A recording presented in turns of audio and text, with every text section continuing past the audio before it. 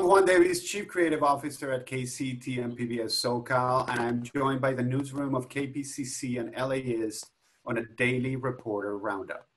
Some of California's most destructive fires in the past few years were caused by sparks from power lines.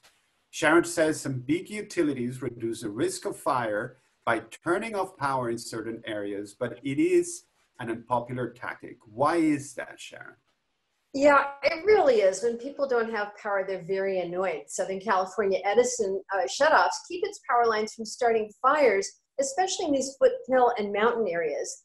Edison cut power to more than 120,000 homes and businesses last year during hot, windy weather. Now, some of these outages went on for days. Some rural families actually need electricity to power their water wells. The company says it's upgrading its equipment to reduce the number of outages to fire-prone areas this year, but still about 80,000 customers could face these public safety power shutoffs. So Edison's offering rebates on backup power generators and batteries to help people get through these outages.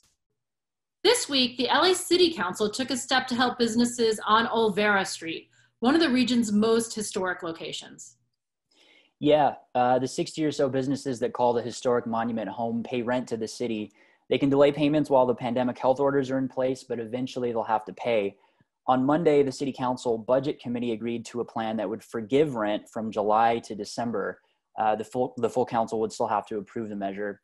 That would be good news for businesses like La Luz del Dia restaurant. I talked with owner Gregory Berber. He told me his family has been selling food on Olvera Street for close to a century. But since the pandemic hit, he says business has been down 90%. The restaurant pays about $13,000 a month in rent too.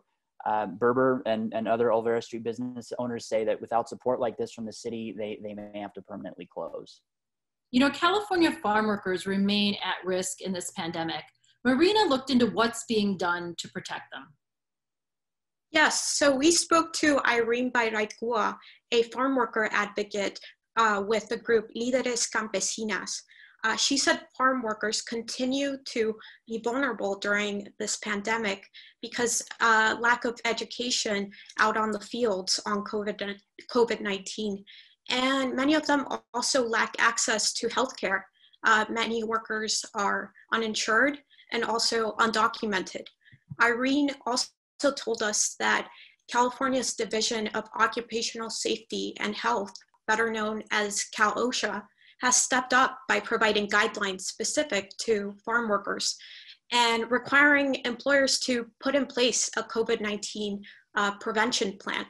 But she says more needs to be done, like deploying healthcare workers to the fields so that farm workers have more access to help. Deep in the Mojave Desert, there is a small town with a big name and a crazy history. If you haven't yet been listening to Emily's riveting podcast, California City, no worries. You can catch up anytime, anywhere you get your podcasts. This week's episode came with a twist.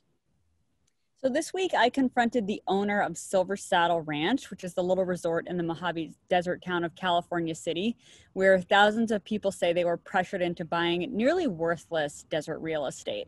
And I was curious about what the owner's intentions were. Did he really believe the land was a good investment, or was he just trying to make as much money as possible? And I was nervous going into this interview that the owner would be very angry with me for asking these questions. But instead he was very calm, he was very cool, because in his mind he hadn't done anything wrong. And he really denied almost all the accusations. Well, first of all, we've never misrepresented. We just don't do it.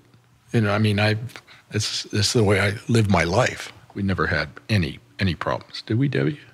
No, we didn't have any. None.